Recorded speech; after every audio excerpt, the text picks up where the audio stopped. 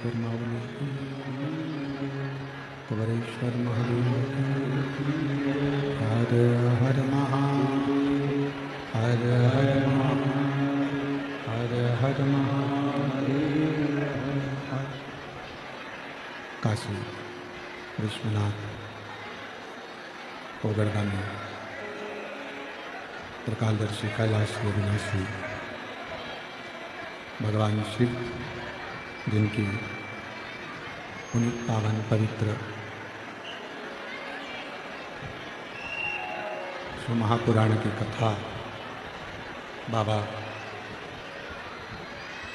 देवादिदेव महादेव की कृपा से, करुणा से श्रवण करने का सौभाग्य प्राप्त हुआ है। भगवान देवादिदेव महादेव, भगवान शिव, जिनकी अनुपम कृपा, करुणा, दया आप और हम पर हुई है। पवित्र श्री सिद्ध क्षेत्र चकरवाड़ी,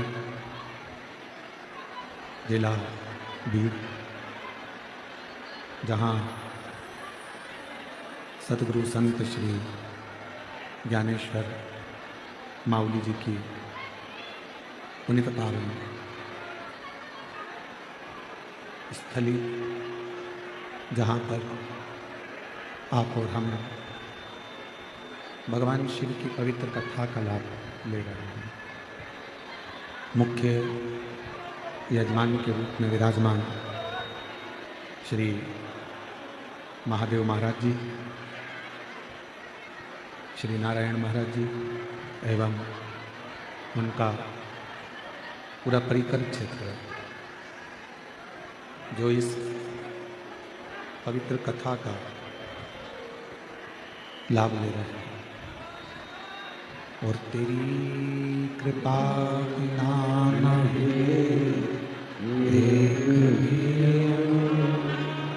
लेते श्वास तेरी कृपा से बखान के घेर का चपटी भगोद में है खजाना कुबेर का। है गंगाहार मुक्ति द्वार ओंकार तू, भोले ओंकार तू, आयो शरण की हार शंभु तार तार तू। बखान क्या करूं मैं राखों के ढेर का, चपटी भगोट में खजाना कुबेर का। हे गंगाहार मुक्ति द्वार ओंकार तू, भोले ओंकार तू, आयो शरण की हार शंभु तार तार तू। ये पवित्र पावन भूमि श्री क्षेत्र चाकरवाड़ी, जहाँ शिव का एक अंश स्वरूप संत श्री ज्ञानेश्वर माउली जी,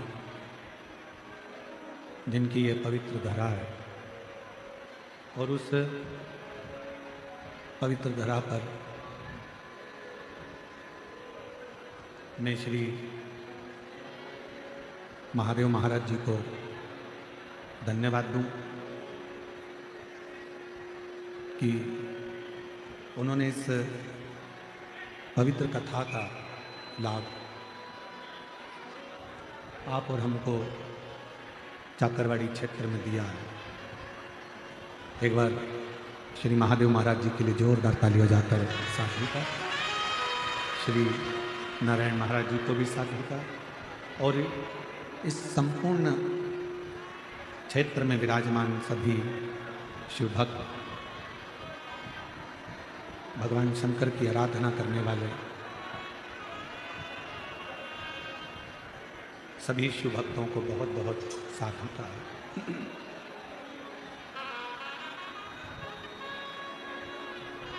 देखिए, भगवान शिव की आराधना जरूरी नहीं कि हम जल होगा तभी भगवान शिव को राजी कर सकेंगे। हमारे पास में कोई बेलपत्र होगी तो ही हम भगवान शंकर को राजी कर सकेंगे। हमारे पास में कोई पुष्प होगा तो हम भगवान शिव को राजी कर सकेंगे। शिव महापुराण की कथा कहती है, ये सारी सामग्री, पूजन का सारा सामान, ये सब बाद में है।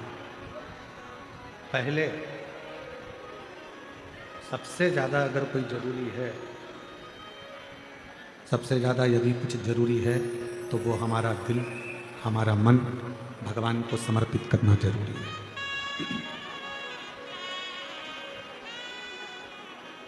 हमने भगवान शिव को, भगवान शंकर को एक लोटा जल चढ़ाया और मालूम पड़े हमारा दिल, हमारा मन वहाँ है ही नहीं, तो फिर जल चढ़ाना कैसे सार्थक हो? मंदिर की ही बेलपत्र उठाकर वापिस भगवान शंकर को समर्पित कर देना, भगवान शिव को चढ़ा देना, ये कब स्वीकार करते हैं भगवान? जब आपका मन, जब आपका चित्त, आपका मन, आपकी बुद्धि सब शिव में समाहित हो।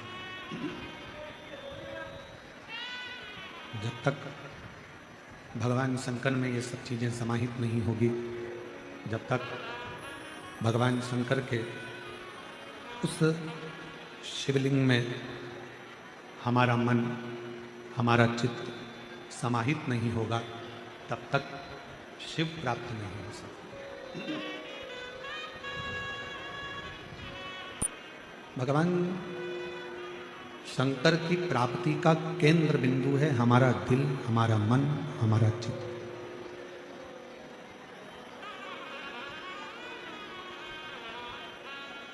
आप इतनी सारी संख्या में आए हो, लाखों की संख्या है। सरकारी आंकड़े के हिसाब से कथा के पहले दिन ही 3.5 से 4 लाख शिव भक्तों ने पंडाल में बैठकर कथा सुनी थी।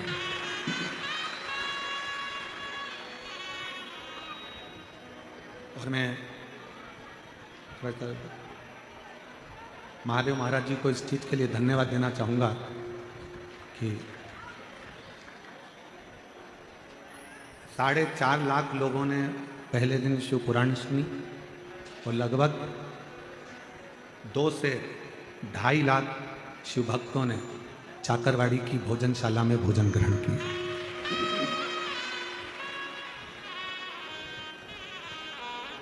महादेव महाराज जी, मैं आपको धन्यवाद दूं, साधुवाद दूं। इतनी सुंदर महाराष्ट्र में हम जब भी कथा करें, और एक कथा नहीं कई कथा महाराष्ट्र के मराठवाड़ा में, विदर्भ में सभी दूर हुई, पर जो भोजन व्यवस्था चाकरवाड़ी में देखने को मिली वो भोजन व्यवस्था कहीं देखने को नहीं। हलवा क्या, सीरा बना, हलवा बना, बूंदी बनी, चावल बना, सब्जी बनी, कढ़ी बनी, मिक्सचर बना, और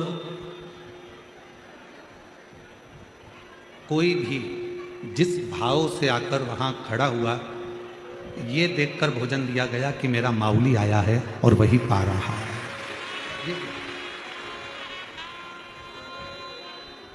मैं इस पवित्र शिव महापुराण की कथा में संत ज्ञानेश्वर माउली की इस पवित्र धरा से मैं महादेव महाराज जी आपको, नारायण महाराज जी आप सबको धन्यवाद दूँ। बहुत बहुत साधुवाद।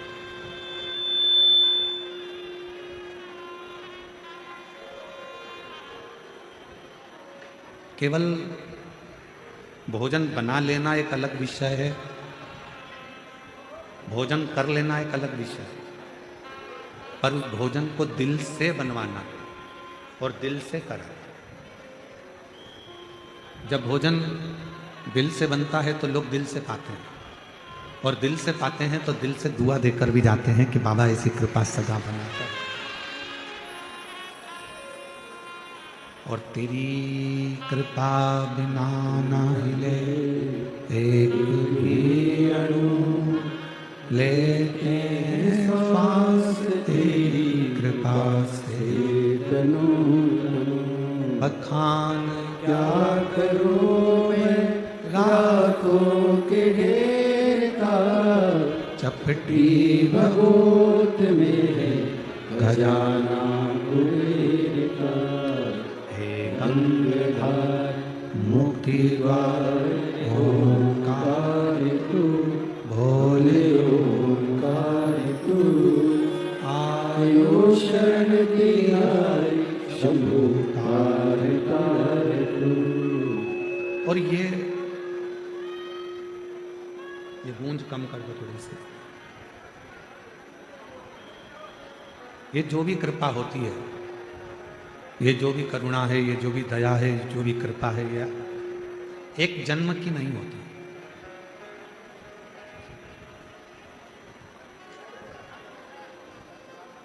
एक उत्तर देना बीड़ वालों, जितने चाकरवाड़ी में कथा सुन रहे हो सब उत्तर देना।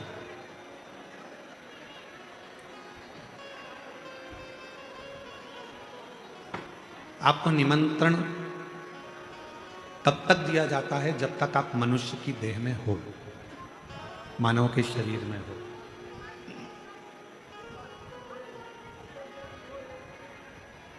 कब तक आपको बुलाया जाता है? जब तक आप मनुष्य के शरीर में हो। मानव बनकर जन्मे तो तुमको लोगों ने निमंत्रण भी दिया, कथा में आना, कथा सुनना, कथा में आना, बैठना, कथा श्रवण करना, आना, पधारना। ये कुछ भी नहीं चल रहा है मुझे लग रहा है। पधारना, आना, कथा में पहुंचना, ये निमंत्रण कब तक दिया जाता है? निमंत्रण कब तक देते हैं? जब तक ये मानव का शरीर है। अभी आप और हम मनुष्य के शरीर में जन्मे हैं, इसलिए कोई हमको बुला रहा। आप और हम मनुष्य के शरीर में जन्मे हैं, इसलिए कोई आप और हमको कथा में बुला रहा। मान लो अगला जन्म कुत्ता का हो गया, पशु पक्षी का हो गया, जानवर का हो गया, कोई जीव जंतु का हो गया, तो कोई निमंत्रण देने बुलाएगा क्या? जम के तो बोलो। कोई तुम्हारे यहाँ कहने के लिए आएगा? कोई तुम्हारे यहाँ बोलने के लिए आएगा कि आप हमारे यहाँ कथा सुनने के लिए आए? आप शिव जी को एक लोटा जल चढ़ाने जाना, भगवान की भक्ति करने जाना, भजन करने जाना, आप स्मरण करने जाना, मंत्र जाप करने जाना, कौन बुलाएगा आपको?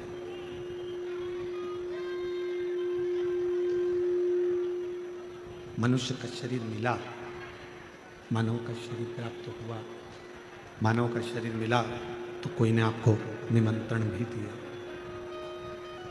मानव का शरीर मिला तो आप लोगों को बुलाया भी गया कि कथा सुनो, सत्संग सुनो, मंदिर जाओ, देवालय जाओ, शिवालय जाओ, एक लोटा जल समर्पित करो। अगला जन्म मिलना, क्या मिलेगा, कैसा मिलेगा, ये किसी को नहीं। और फिर अगले जन्म में कोई तुमको बुलाएगा कि नहीं बुलाएगा, अगले जन्म में कोई तुम्हें निमंत्रण देगा कि नहीं देगा, ये किसको मालूम? कौन को मालूम? इसलिए मेरे देवाधिदेव महादेव को धन्यवाद देते रहा करो, मेरे शंकर भगवान को बार बार साधुवाद देते रहा करो, कि आपने मुझे मानव का शरीर दिया और मैंने सत्संग किया।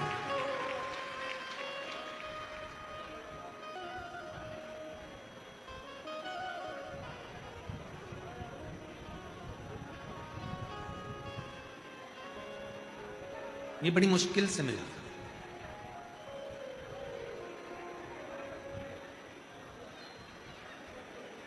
मानव शरीर अगर मिल गया और उस मानव शरीर में भी भगवत भजन हो गया तो ये समझ लो कि शिव की कृपा, शिव की करुणा। और तेरी कृपा बिना न हिले एक भी अणु, लेते हैं श्वास तेरी कृपा से तनु तनु। दो भूख है, एक तन की भूख होती है, एक मन की, प्रेशर बढ़ाओ प्रेशर, तन की भूख और एक मन की भूख, दो भूख है। एक तन की भूख होती है, एक मन की भूख होती है,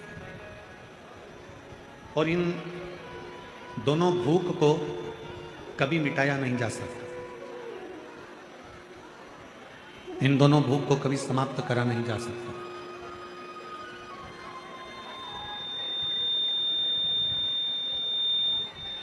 ना ही तन की भूख, बाहर की आवाज तो अंदर आ रही है पर अंदर की आवाज बाहर अंदर नहीं आ रही है।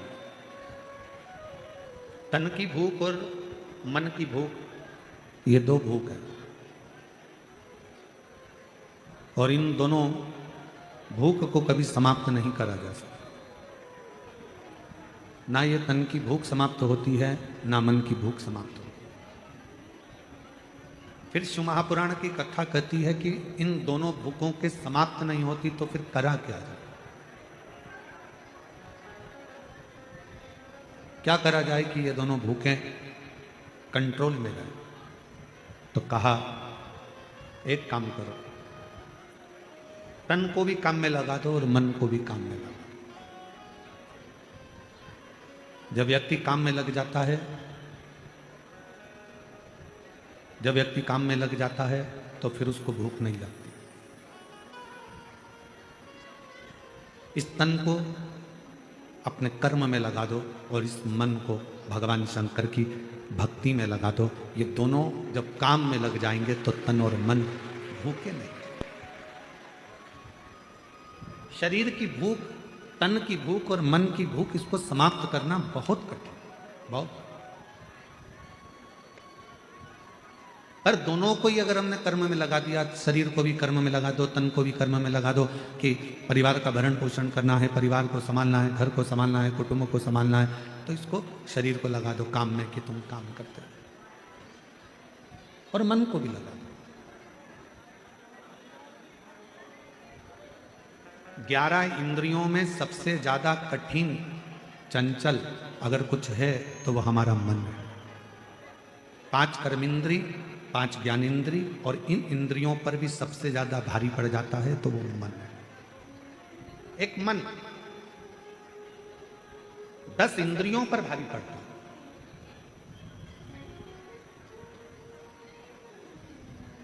कितना कितना शिव महापुराण की कथा कहती है, भगवान शंकर का संवाद कहता है, पार्वती मैया का जब प्राकट्य हुआ, माँ पार्वती मैया जब जन्मी और हिमालय राज के यहाँ पर खूब बधाइयाँ बट रही, मेरे घर में बेटी का जन्म हुआ, और हिमालय राज बड़े खुश हो रहे थे कि आज मेरे घर में एक बेटी का जन्म हुआ, और खुशी मनाओ कि हमारे घर में बेटी का जन्म हुआ है। बेटा एक कुल को तारता है और बेटी 2 कुल को तार देती है। प्रसन्नता मनाओ, मना नहीं। इस चित्त को, इस मन को,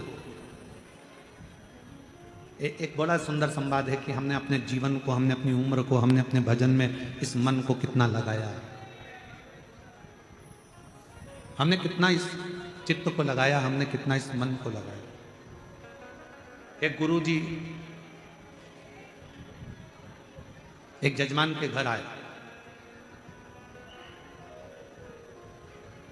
और गुरुजी यजमान के घर पर आए और यजमान के घर पर आने पर यजमान प्रणाम करा, चरण पखारे, नमन करा। बहू थी नहीं, आ गई, प्रणाम करा उसने भी। इतने में गुरुजी ने बहू से पूछा, बेटा तुम्हारी सास की उम्र कितनी है? बहू ने बताया 35 साल। 35 मेरी सास की उम्र है। तुम्हारे ससुर की उम्र कितनी है? कहा 25, 25 साल। फिर गुरुजी ने पूछा, बेटा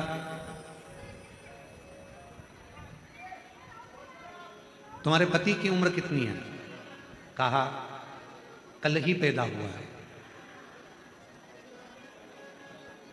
फिर गुरुजी ने पूछा, तुम्हारी उम्र कितनी है? कहा 48, 48 वर्ष। सास को गुस्सा आ गया, खड़ी हो गई। क्यों गुरुजी, मैं तुम्हें क्या 35 साल की दिख रही हूं? इसका ससुर क्या 25 साल का दिख रहा है? इसका पति कल पैदा हुआ तो शादी किसके साथ हुई? मेरी बहू सब झूठ बोल रही है, केवल इसने अपनी उम्र सही बताई है, बाकी के सब की उम्र झूठी बताई है। गुरुजी ने कहा, मां आप नाराज मत हो, मैंने आपकी बहू से उम्र नहीं पूछा, मैंने आपकी बहू से ओरिजिनल उम्र पूछी है।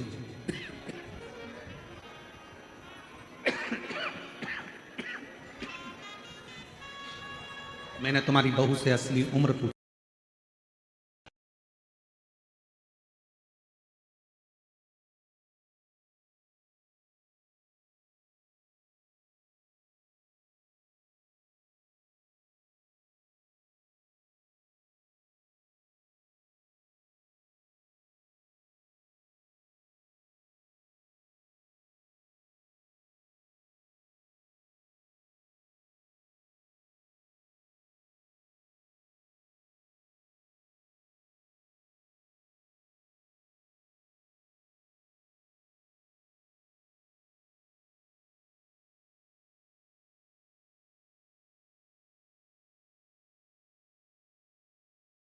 वो 48 साल की हो गई, 48 वर्ष की उम्र उसकी, ठीक है। और पति से रोज कहती थी, चलो सियोर वाला महाराज आया है, कथा चल रही है चाकरवाड़ी में। इतने दिन से नहीं गया, बस कल से ही उसने जाना चालू करा, मतलब कल ही वो पैदा हुआ है। उसका सही जीवन तो कल से ही चल रहा। आप में से कई माताएं, कई भाई, कई बहनें, कई मेरी जीजियां, कई मेरे जीजा, कई मेरी बेटियां, कई मेरे बेटा, आप में से भी ऐसे होंगे जो पहले दिन आए होंगे, या कल पहली बार आए होंगे, या आज पहली बार आए होंगे, जो कल और आज पहली बार कथा सुन रहे हैं या पंडाल में आए हैं। आप सबको हैप्पी बर्थडे टू यू। आप सबको जन्मदिन की बधाई हो। क्यों? क्योंकि हमारी सही उम्र तो वही है जो हमने शंकर भगवान को दे दी, बाकी की उम्र तो हमारी जो हमने निकाल दी। हमने बाकी की जो उम्र निकाली है, हमारी उम्र जो व्यर्थ गई है नातों में, रिश्तों में, कुटुंब में, कबीले में, परिवार में, यहाँ वहाँ ना जाने कहाँ कहाँ हमने जो उम्र को निकाल दिया, वो हमारी उम्र बेकार है।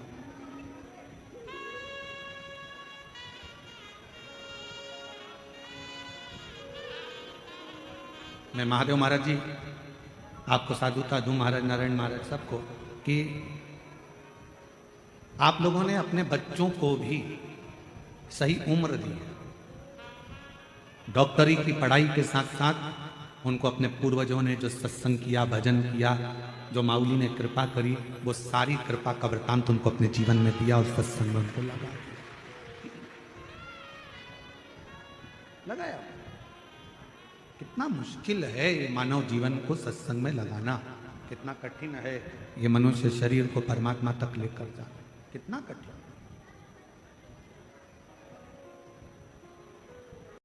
ज्यादा कठिन है ये मन।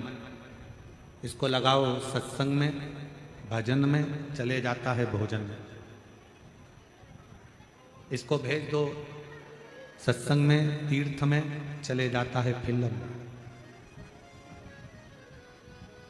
अपने मोबाइल में गूगल पर सर्च करो या इंस्टाग्राम पर देखो या व्हाट्सएप पर देखो, बहुत सारी चीजें 24 घंटे आती रहती है। 24 घंटे तुम देख देख के थक जाओगे, पर तुम्हारा मोबाइल नहीं थकेगा।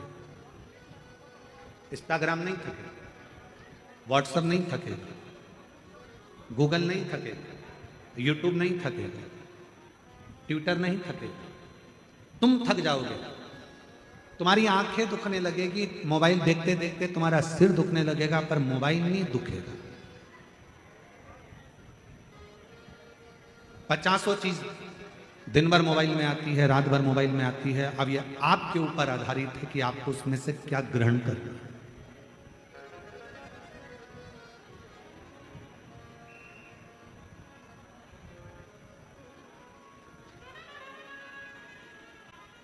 आज हम एक बात कहना जा रहे हैं, परंतु हो सकता है कि बहुत सारे लोगों को इस चीज से काली मिर्ची लग जाए। महादेव महाराज जी, हमारी बात से थोड़ा लोगों को बहुत लगती बहुत है। हो सकता है कि कई लोगों को ये बात लग जाए।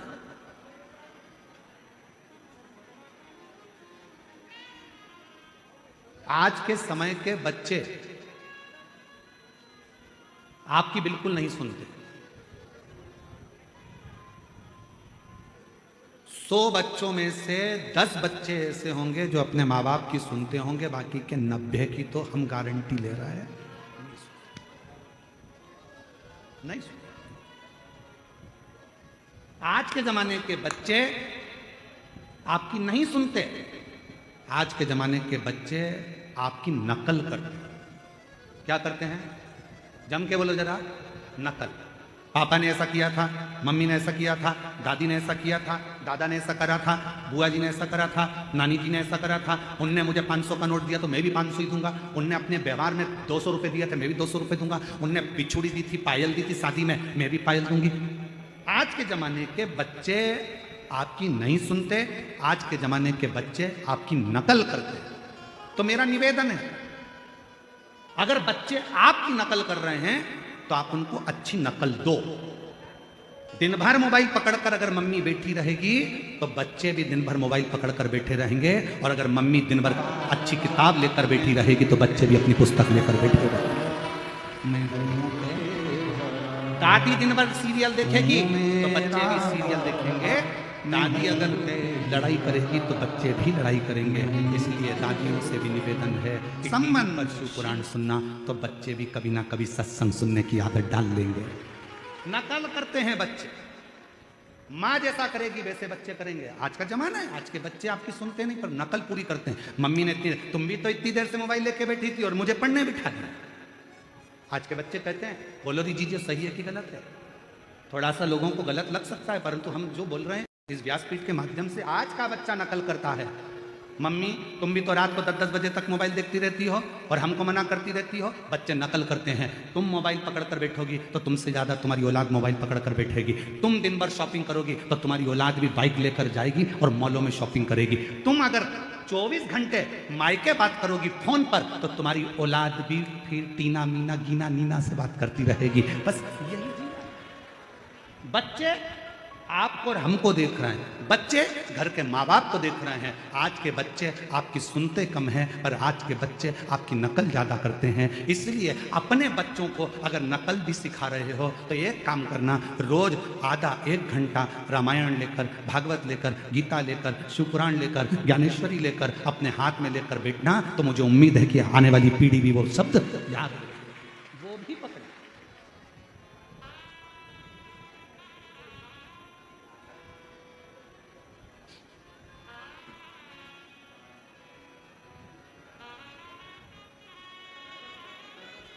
हम क्या दे रहे हैं?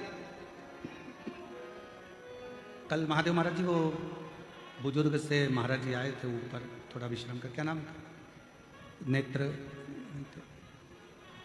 आए, माइक तो दो जरा, माइक दो।